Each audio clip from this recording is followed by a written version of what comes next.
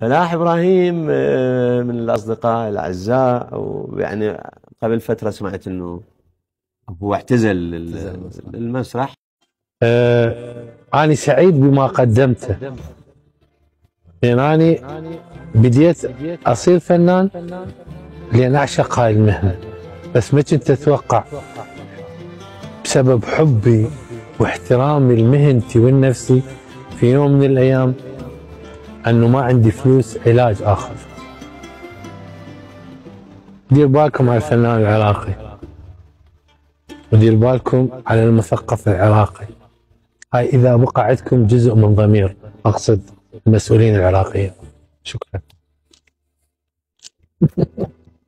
هذا منين اجيب انا والافراح وعلى الخوان راح اسخد والافراح، الف كتلوه والف سجنوه والافراح وتاني وشو العيب بمارتي.